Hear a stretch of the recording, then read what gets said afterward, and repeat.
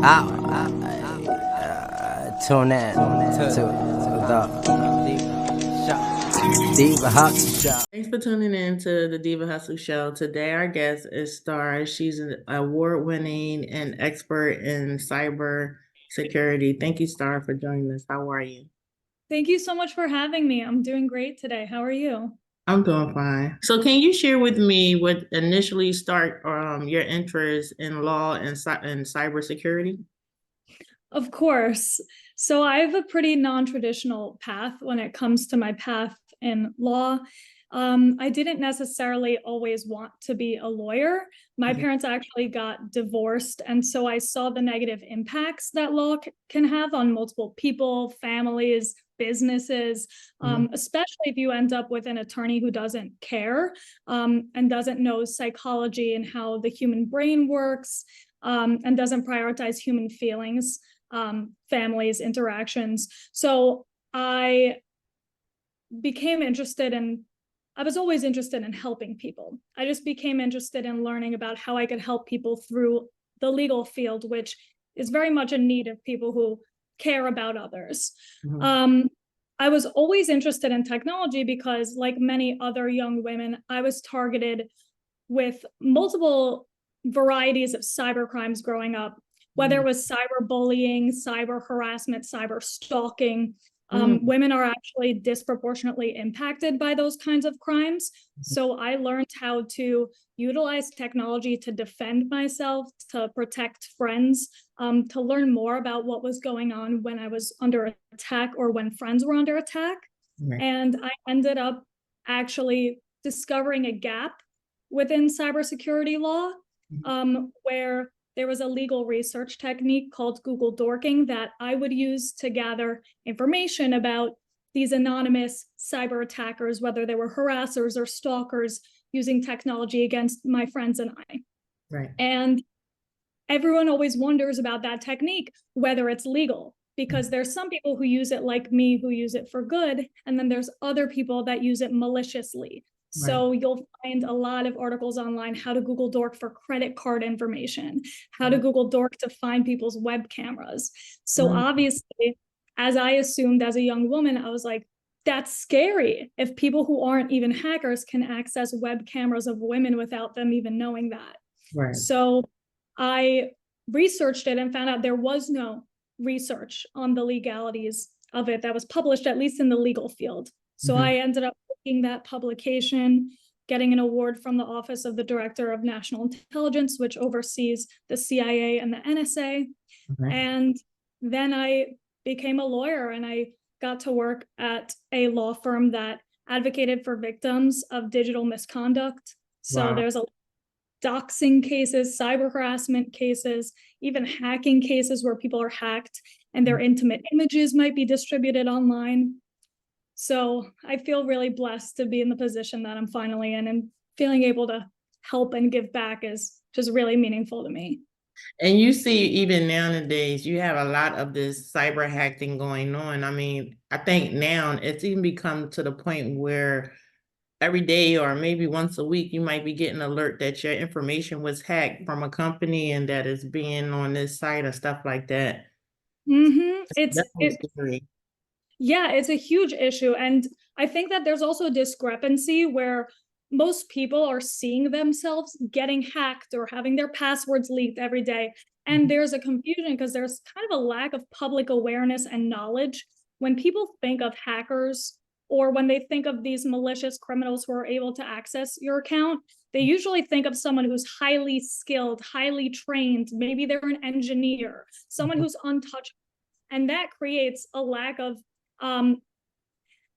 solutions to these problems, because we're thinking we're up against people with the most technical skill sets, and there's not much you can do if you're not very technical. However, like what my research was about is that what we don't realize is it takes anyone with access to a Google search engine or any type of search engine, Bing, Yahoo, etc., and a motivation to use it maliciously to find your leaked camera, your leaked passwords online, publicly available. So that's something also that my firm works with, and that I personally am passionate about, is increasing regulation on the sides of those who own the websites, those who own the apps, those who see this malicious intent and wrongdoing, because you can't just rely on the victim who doesn't even know what's going on, where it's getting leaked, how it's getting leaked, to just defend themselves against things that they don't even understand. And so I know in your article titled "Search Engine Hacking Need a Legislation Fix," you advocate for regulations in this area. What are some challenges or gaps in cybersecurity law that you believe need immediate attention now? There are so many challenges and gaps, a lot of which arise from a lack of collaboration between the tech community and the legal community. In the legal community, you tend to see, especially actually in tech law, you tend to see a lot of not diverse people, like a lot of just old men who have been in the field for so long, and they haven't faced the same types of cyber attacks that like young women, for example, have faced. So they're used to IP law, trademark law. And so there's that type of legal expert that's a little older and more seasoned in the field, who knows a bit of the older techniques maybe. But the vast majority of people don't really understand technology at all, don't really understand the harms it causes, don't really have a personal stake in it. And those are the people that are creating the laws. So as we saw with like the TikTok bill, for example, there might be a valid national security concern there. There is one.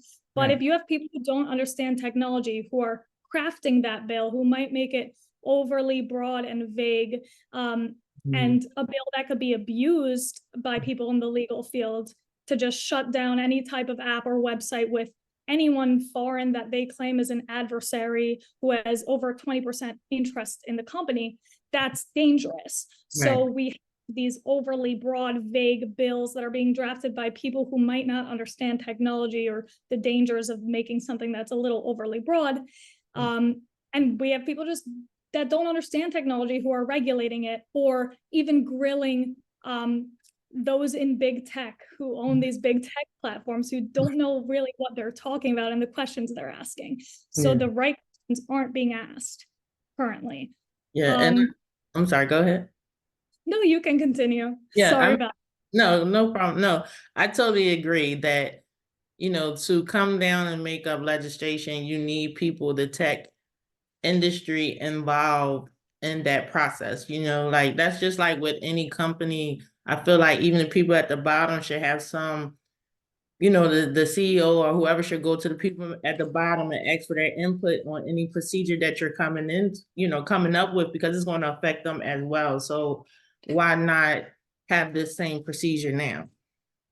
Exactly. I completely agree. And I find that at least with the types of cyber law that I am interested in and I focus in, you see a lot of non-traditional looking attorneys there. And I think there's something to say about that. I think that it makes a lot of sense to me that young women or people of different nationalities, race groups would be more interested and honestly more successful in the field. Like, we're the ones that get disproportionately impacted by these crimes. Why would our say be discluded? So I see a lot of certain people actually falling behind or thinking that they could keep up in something that they actually don't really understand yet. When we have to value all voices equally, and we actually have to push people to the front. If they know what they know, we have to give their voice volume. And that hasn't really been considered much up till this point. I've actually been attempting to kind of bridge the gap a bit, and I'm hoping it can work better in the future, but especially getting ethical hackers, which are also called white hat hackers, which what that means for those who don't know is they're hackers who hack for good.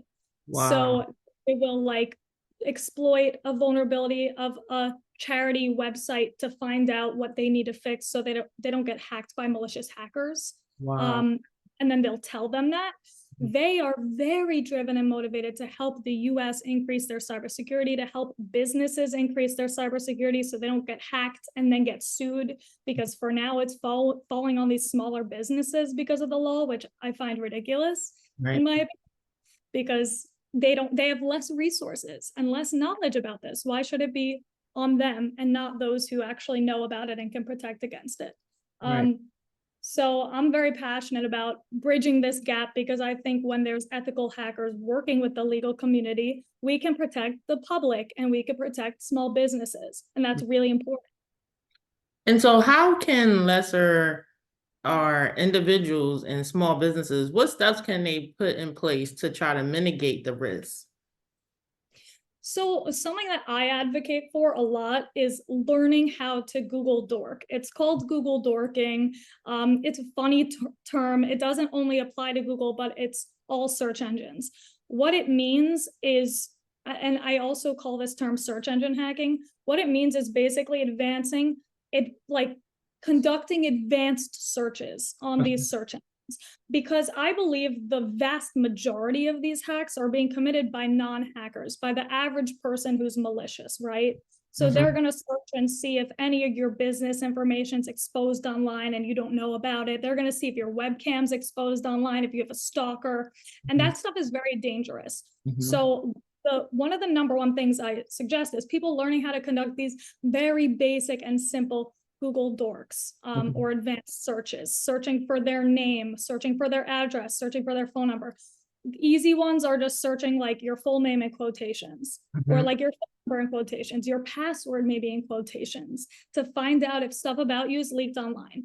Because the vast majority of instances are going to happen from people who aren't that trained, aren't trained that well. Right. So if you eliminate that, you eliminate a lot of the risk. Another thing is social media.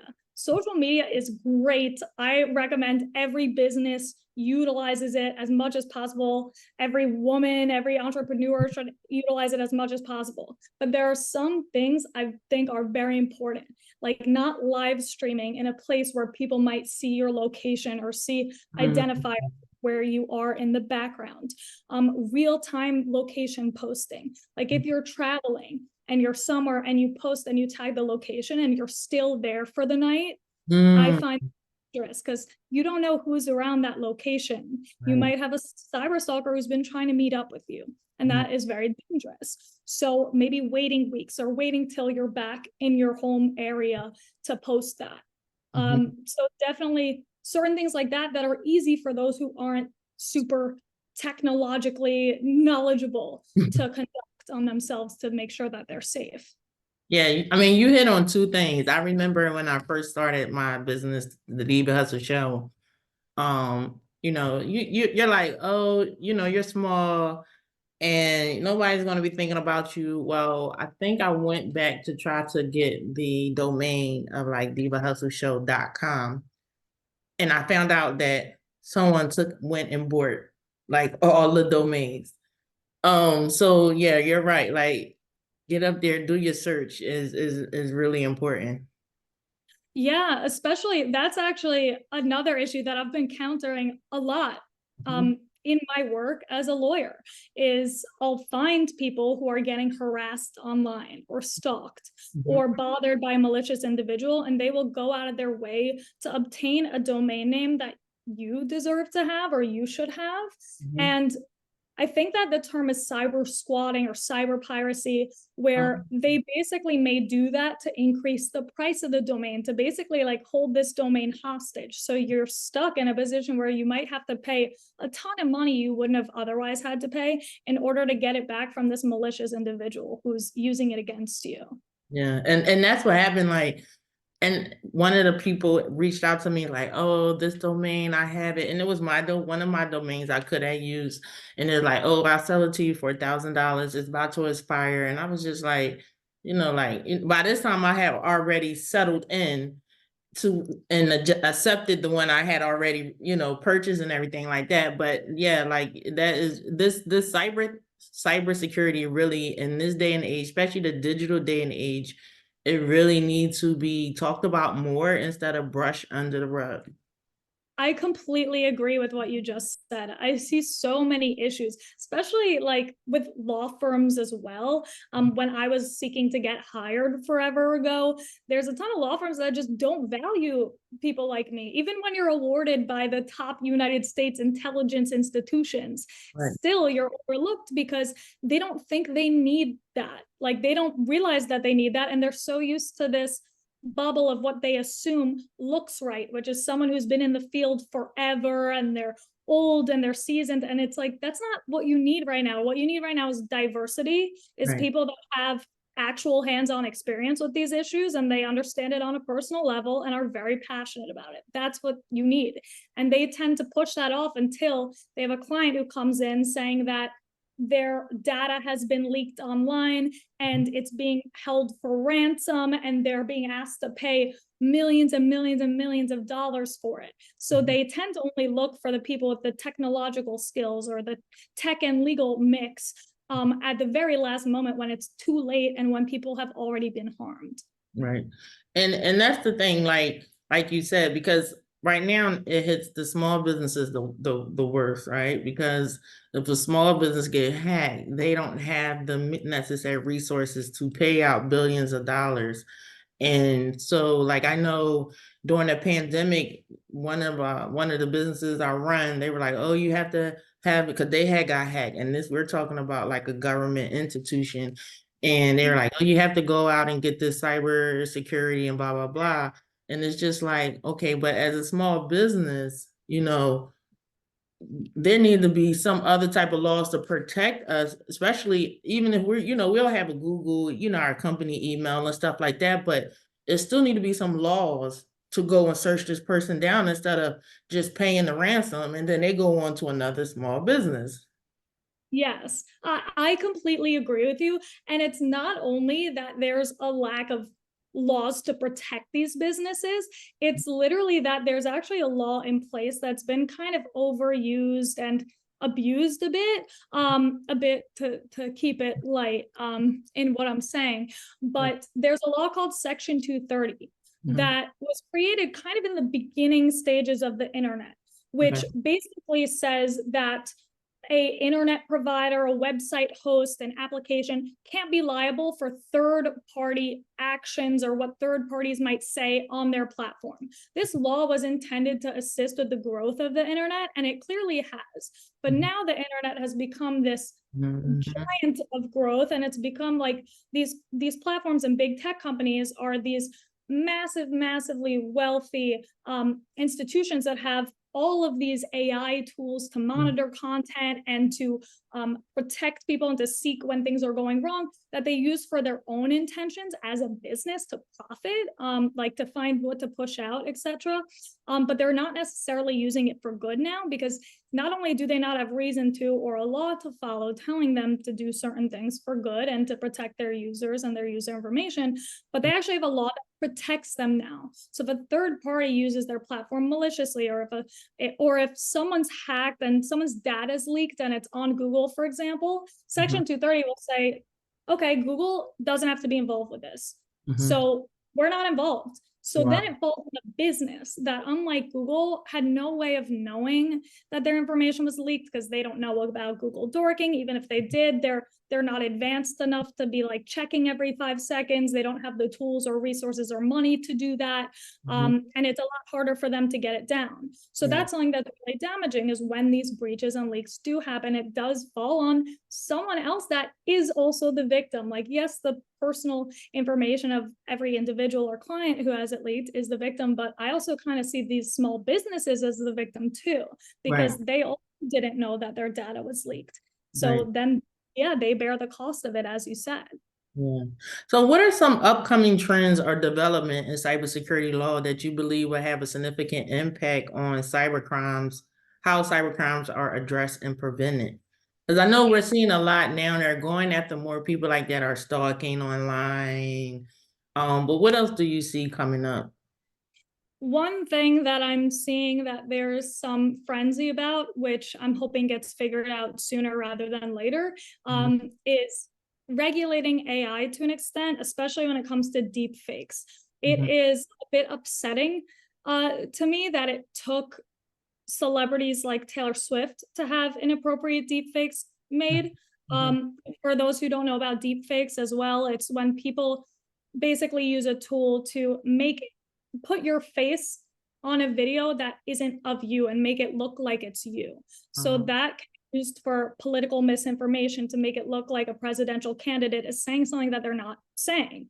Right. So it causes a lot of extremism, misinformation. It can sway elections. And for me, something I'm very passionate about is it's used against women and children sometimes too.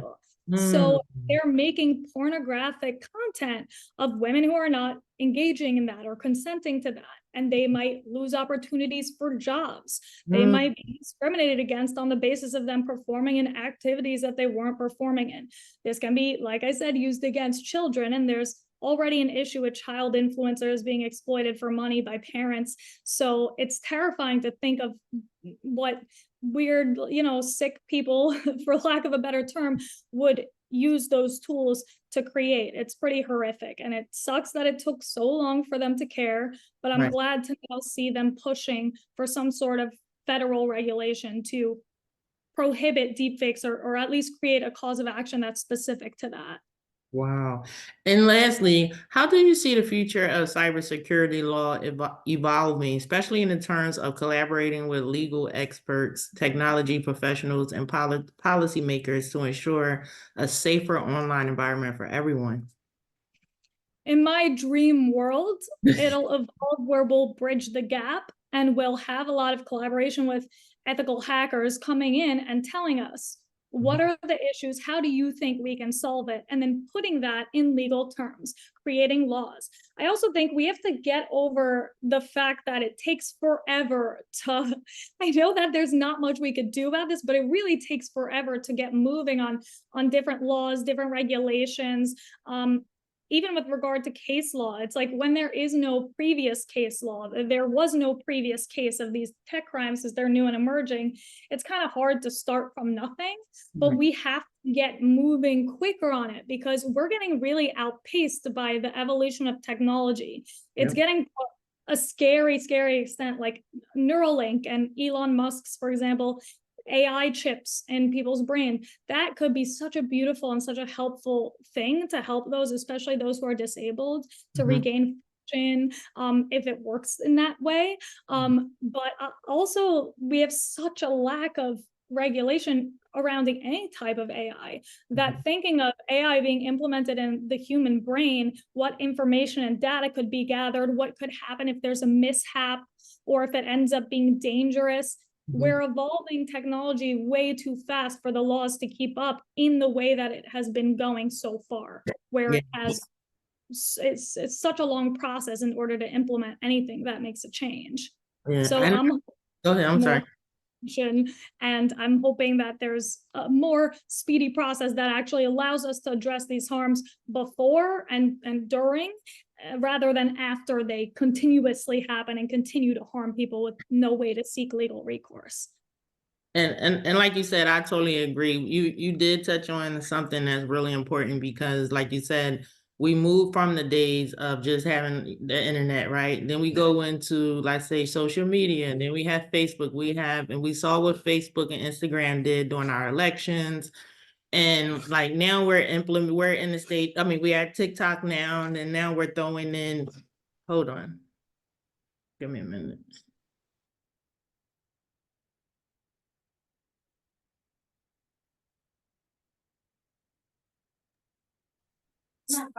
Sorry, yeah. And so now we're throwing in AI on top of it. And like you said, it's scary because if the law is not up to date where we are in technology, that means that technology is really going to eat up basically, let's say, the law. Yeah, and it has been, as you said, especially with the fact that it can sway minds and it could literally impact elections. Think about what that means for, honestly, like creating these. First of all, think about adversaries and how they could just pay for ads and for extremist content to be pushed out to just separate people in the United States, for example, make extreme two sides who hate each other, don't want to listen, weakening our system, making us easier to topple. And then there's things like racism, sexism, where you're targeting and finding people who either A, might not be intelligent, for a lack of a better word, and might be vulnerable to that. B, like, I don't know, they might just see them as easy targets. I'm not sure exactly what it is, but the extremist content, the misinformation, like you said, how AI can tie into it, like these fake videos of certain things happening. It increases racism, anti-Semitism, sexism. It's really horrific, and it really impacts these global events because it impacts how the government may choose to act on certain things because they know that certain people are rallying against them or there's extremist content being pushed out. So really, if we don't get on top of it fast, it's already all happening and it's already malicious. Like we'd be surprised at the amount of malicious uses of these amazing technologies that can be used for good and should be used for good. But also, like, we might get to a point where it's just so far from being able to control, and that might just break the internet and destroy everything that was so amazing that was built for good. Right. And that's why now you have so many people, I feel like, that just like they don't trust the government because nothing is being controlled what they see in their eyes, the internet, and there's no accountability either. Let's say that. So, people are it's just all this information just get uploaded. There's no verification, and then you got everybody like, oh, did you hear that? And did you hear that? So it just create chaos. That's my point. It just Exactly. And chaos separates us. It makes us turn our backs against each other. Just like you said, like there's a lack of trust in the government. And to be honest, it's also interesting because the government themselves can also impact things, which is something that I mention when everyone talks about TikTok, because yes, I'm worried about foreign adversaries having our data, but I'm also worried about the US government having and exploiting so much data of ours. The EU has data protection laws. We don't really have much data protection going for us in the United States. So our data can be used for whatever is wanted. So when we talk about banning TikTok or foreign adversary apps, why aren't we also talking about, hey, let's also limit what data Meta, for example, might collect, what it's used for? Because can our government pay Meta to like sway us to vote one way or another way, or make us extreme, make us feel super emotional online when we're just trying to unwind after a long day of work? That's something that we should definitely also be keeping in mind, because it doesn't seem to be top of anyone's priority for some reason. Right. So if people want to get in contact with you to continue the conversation about cybersecurity, or they want to ask you for your expertise or say, hey, I'm an entrepreneur, what can I do? I need the expert tips. What's the best way to reach out to you? I have a website, starkashman.com. I also have a couple of email addresses accessible on those websites. For right now, people can reach me at starkashman8@gmail.com. I really love answering questions like that. I also advise businesses on social media growth and how to use these platforms for good and how to increase your internet presence in a positive way, because I have a lot of clients who have leaked images or leaked content or online defamation that they're trying to suppress. So I would love to be a resource for anything tech, anything law related.